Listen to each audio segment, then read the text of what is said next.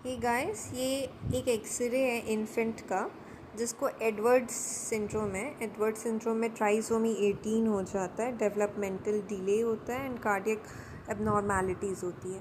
So basically Edward syndrome का ये बच्चे का एक्सरे है जो कि हमारा दिखा रहा है सिंगल गैस बबल। तो आप बताइए डायग्नोसिस क्या, कमेंट।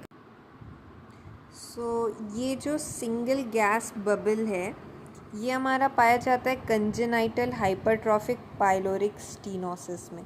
यानी कि पाइलोरस जो होता है स्टमक का, उसका मसल थिकनेस इतना ज़्यादा हो गया, सर्कुलर मसल्स होते हैं पाइलोरस में, कि वो थिकेंड इतना ज़्यादा हो गया है कि वो ऐसे करके बंद हो गया है। ठीक है, तो ड्योडेनम तक कुछ पहुंच ही नहीं पा रहा है, तो जितने भी गैस है वो स्टमक में ही रह गए हमारे। तो सिंस स्टमक में बाइल तो सेक्रीट होता नहीं है, तो हमारा ये जो बच्चा है ये वॉमिटिंग करेगा, पर वो वॉमिटिंग नॉन बिलियस होगा, नॉन बिलियस और प्रोजेक्टाइल वॉमिटिंग होगा। पर इसमें कैच ये है कि ये बच्चा बर्थ के साथ नहीं प्रेजेंट करता है, 2 to 8 वीक ऑफ एज में ही प्रेजेंट करता है।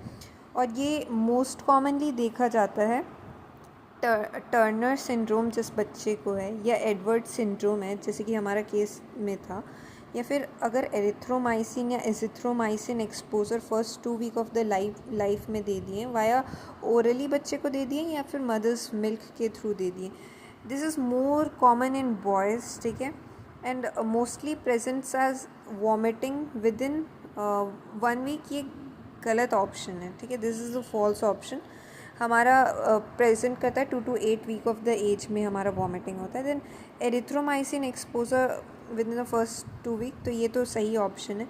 And palpation of the pyloric olive is pathognomonic. So basically olive shape का जो मास है वो हमें एपिगैस्ट्रियम में मिलेगा।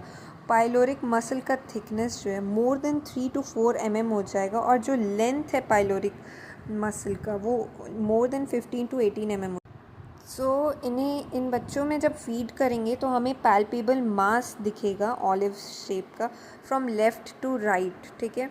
और इनमें मेटाबॉलिक एबनॉर्मेलिटी होता है, क्योंकि बहुत ज़्यादा वॉमिटिंग करेंगे तो H+ और Cl- का कमी हो जाएगा, उसकी वजह से बॉडी अल्कलोसिस हो जाएगा। तो HNO3 और Na+ जो है बॉडी एक्सक्रीट करने लगेगा थ्रू यूरिन, तो उसकी वजह से Na+ का कमी हो जाएगा। तो बॉडी क्या करेगा, Na+ को प्रिजर्व करने के लिए K+ को देने लग जाएगा। अब K+ का कमी हो जाएगा तो H+ को फिर उसके बाद एक्सक्रीट करने लगेगा। तो हाइपोकोलेरेमिक